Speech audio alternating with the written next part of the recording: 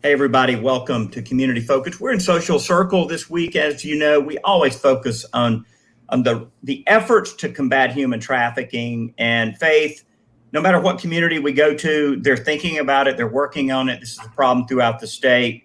And introduce folks to Lindsay. They may have seen her on our other broadcast, but I want us to continue with our discussion. Absolutely. So this is Lindsay Jones. She works at a Child's Voice CAC, which is a child advocacy center.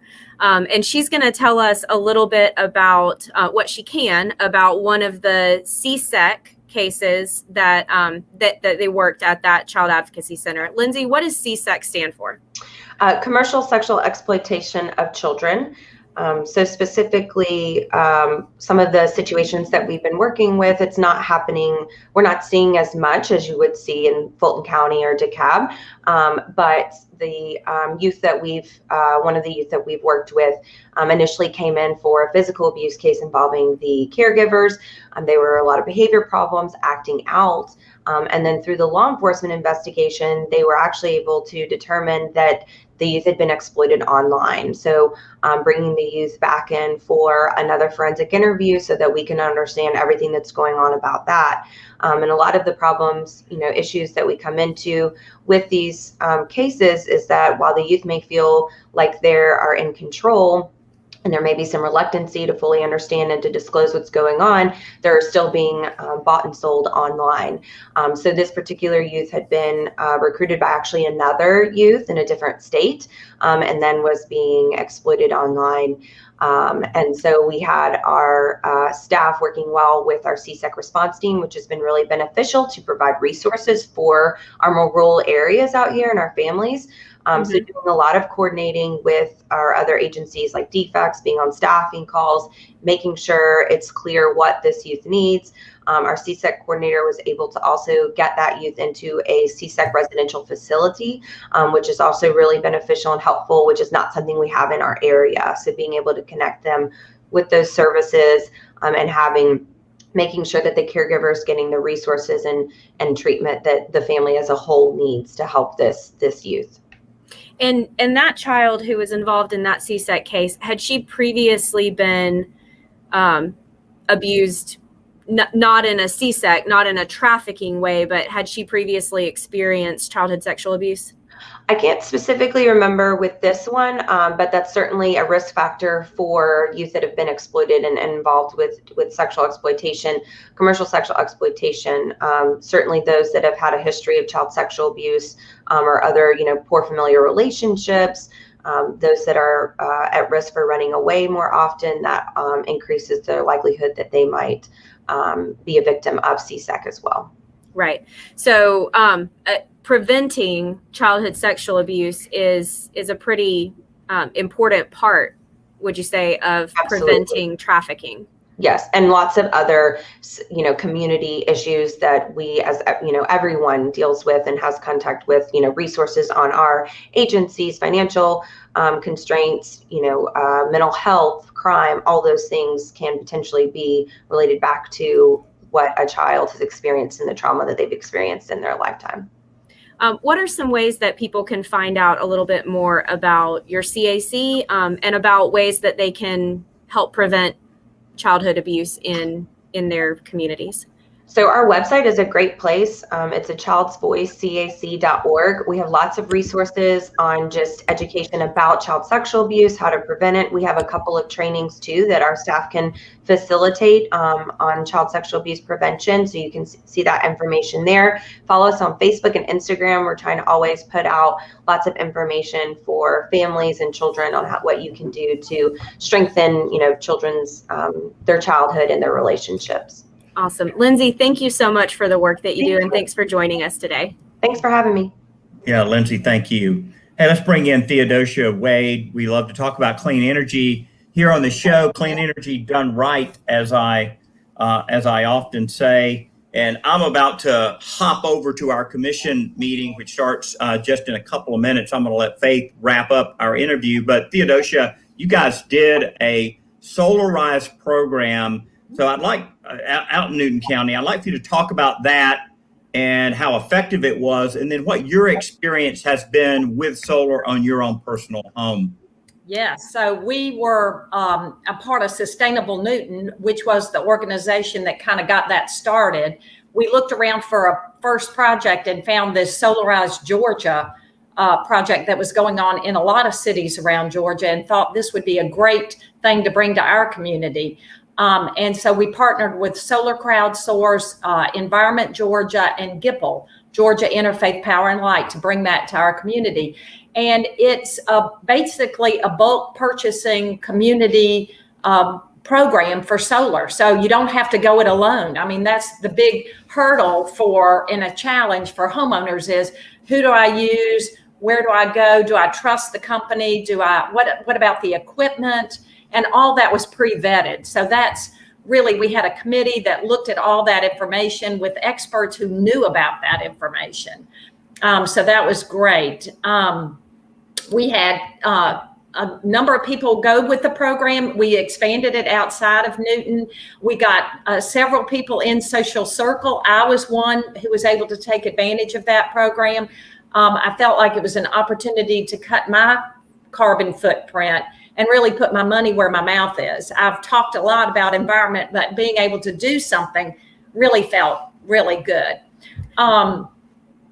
I guess the other thing was we had a 30% federal tax credit at that time. It's been reduced. We don't have a state tax credit, but that also made the prices much better. In a bulk purchasing, the more people who sign on in your community, the lower your cost is. So that was really helpful as well. We did a number of workshops where we educated the community about solar, even if they didn't choose to put solar on their rooftops because they might not have had the financing to do it. They were able to understand more about it. So that was a big help. I'm on Georgia Power, and Georgia Power is recently, thanks to the Public Service Commission, which we really appreciate, is doing the monthly net metering now. So I'm getting the same price for my electricity that I sell back to them as what they're charging me, which was not the case when I started in 2019. So my installation was March of 2019.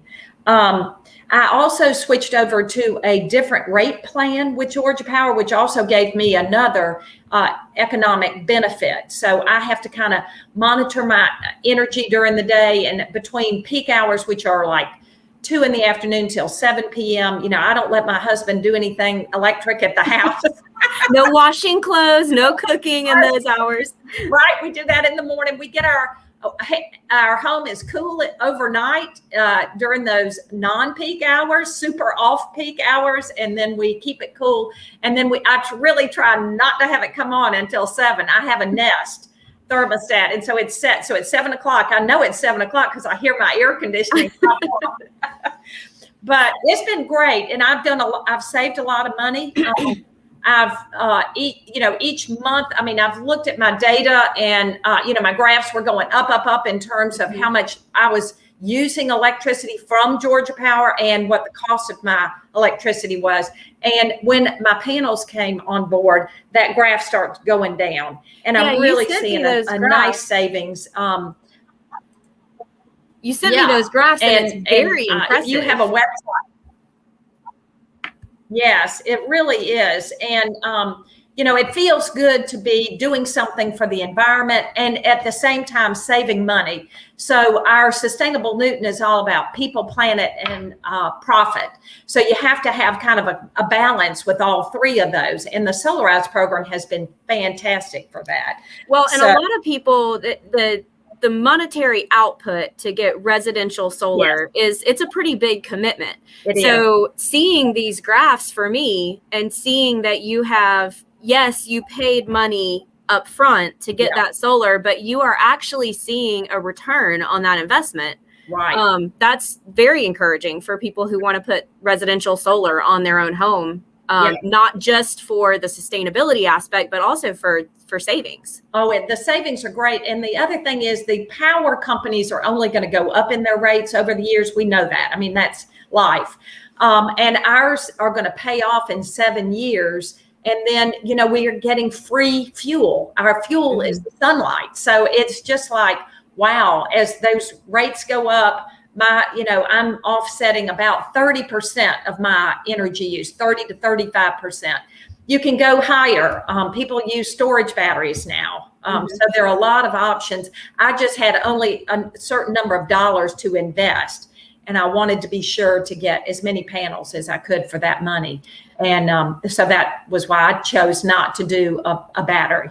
So if someone is looking at, in your area, if someone's looking at putting solar on their home, how can they find information about that, and how could they reach out to Sustainable Newton to help guide that? Yeah, we have Facebook, Instagram, and a great website. And our website has information about our past programs. And so it has good information on the solar crowdsource and how to get in touch. And there are other solarized programs that'll go on, like they've done Athens and Athens 2.0. So they've done several there, several in Decatur, and I think they're getting ready to do another one in Atlanta. But sometimes you can hook on to one that's in your area, so you get that same bulk pricing, which would be a big help. But yes, and we're glad to talk about it. Sustainable Newton, there's all kind of information about contacting. We love solar, and we want to promote solar, and we want to help people understand more about it so that it's easier for them to do it.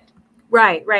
Thank you so much for coming on with us, Theodosia. I'm happy to get some face-to-face. I know we've talked on the phone a number of times, but It's nice to see your face and have that conversation. Yes. And I'm going to bring Angela Clegg in now from Masters Touch. Hi, Faith. She's a precious friend of mine. And she's going to talk to us a little bit about what Masters Touch is. And the kinds of services that they provide and that we provide. I teach lessons and volunteer at Masters Touch part-time. So tell us, Angela, tell us about how the vision for Masters Touch got started.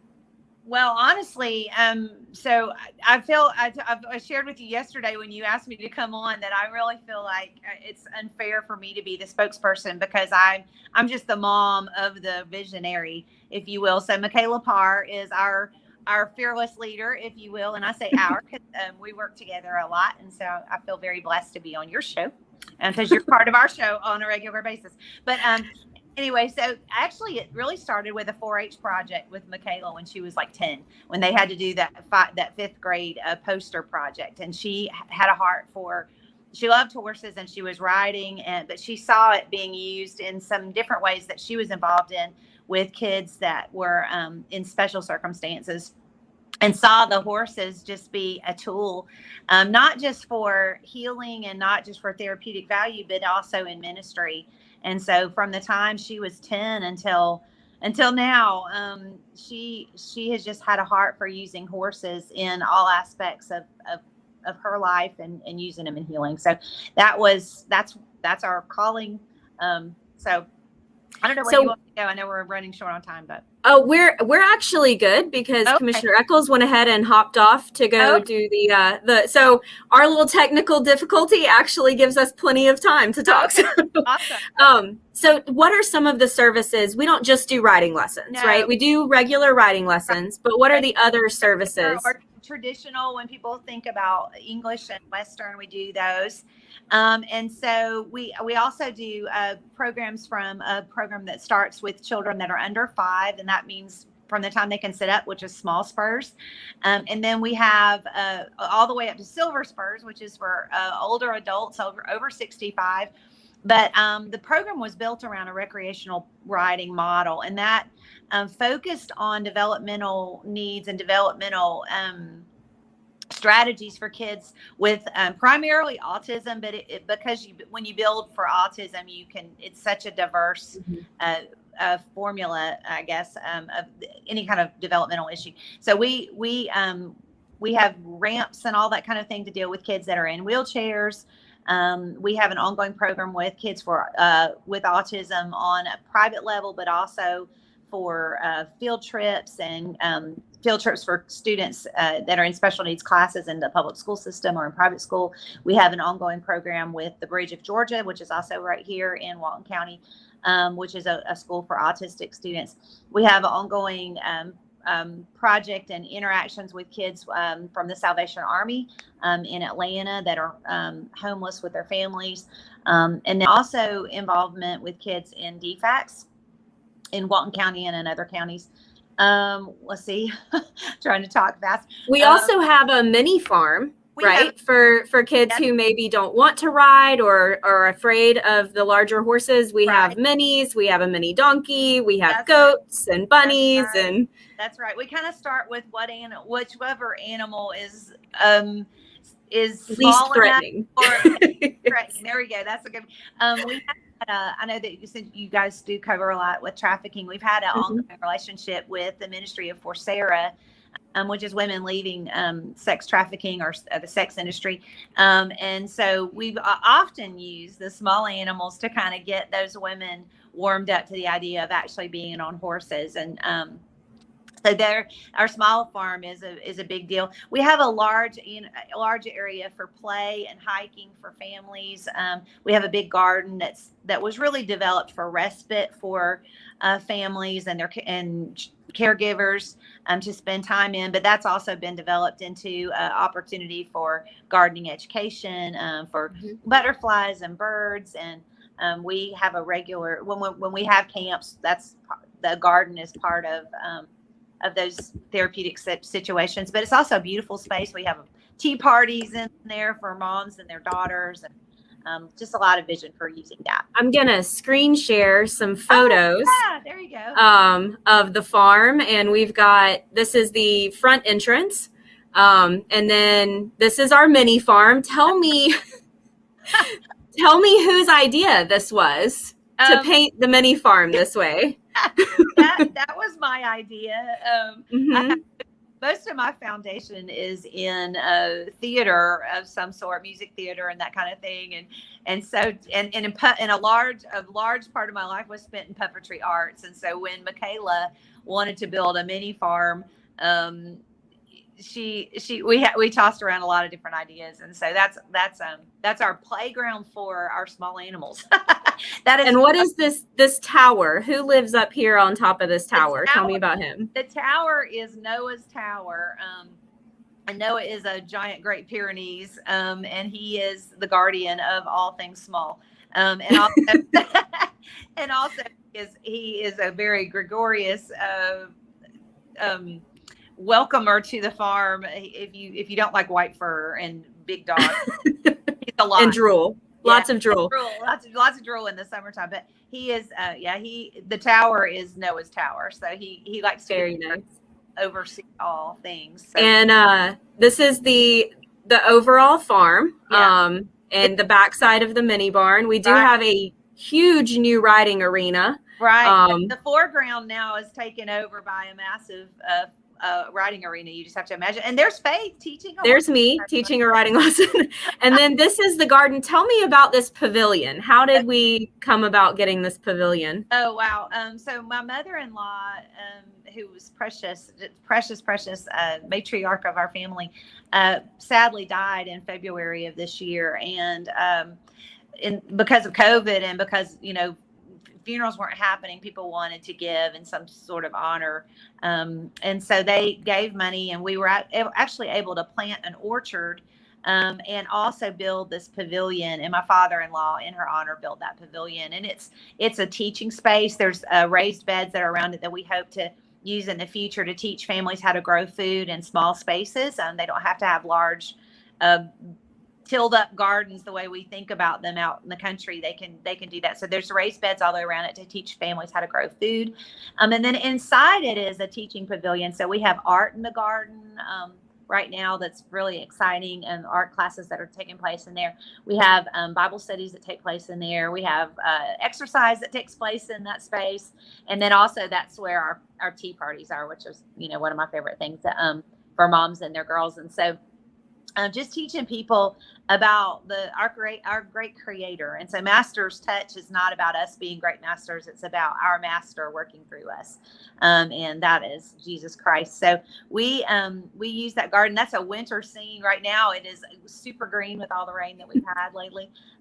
So maybe one day we can put some new pictures up there. I know Becca sent, I don't know if those are your pictures or Becca's pictures. No, those are Becca's pictures. Yeah. And who is Becca? Becca's my other daughter. So a lot of the most beautiful pictures and videography you see there is her work. She works for Mercer University. But yeah, I'm very proud of my girls and how their visions kind of come together in this place. And so I just get to talk about it and brag about it. And it's fine to brag about those things. I look like I do more than I do. I spend a lot of time praying. There we go. And I chose Angela to speak because she likes talking and Michaela does not. So That's right. so this was a kindness to Michaela. Right. Right. She is our fearless leader, but she does not like public speaking. So right. That's right. But she is phenomenal with courses and she's phenomenal with kids. And so are you.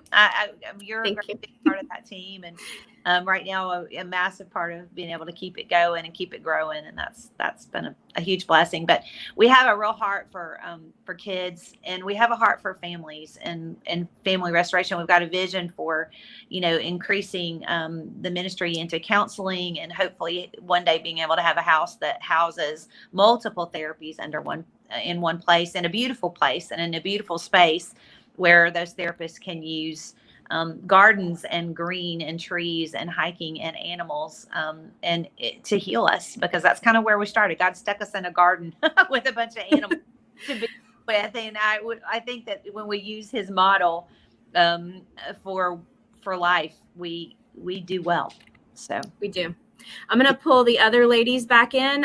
One of the other things that we do at Master's Touch is community events. So we have either free or ticketed events.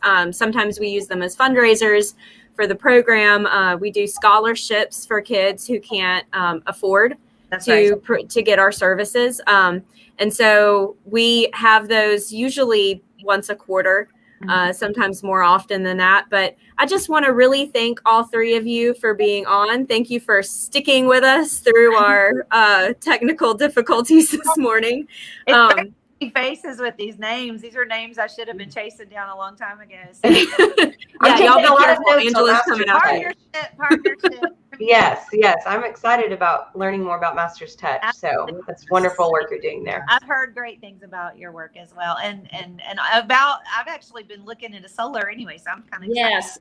I was thinking that. I was thinking, wow, that's all environmental, people, place, and planet. I'm just like, wow. That's right. And that pavilion is full sun all the time. For solar. That's what I've been saying. And we've actually got a natural pond that uses plants and stones to clean itself and all that kind of thing. So I've been saying this thing needs to sustain itself for a long time. So yes. Well, thank you so much, ladies. I really appreciate you being on. And we have the websites for everybody scrolling across the bottom. And this will be available for you to share on your social networks. And I really appreciate you coming on with us. Y'all are all very, very special to me. Thanks so much, Faith. Thank you. Thanks so much, y'all. You have a good day. You too. Alrighty. Bye-bye. Bye-bye. Bye.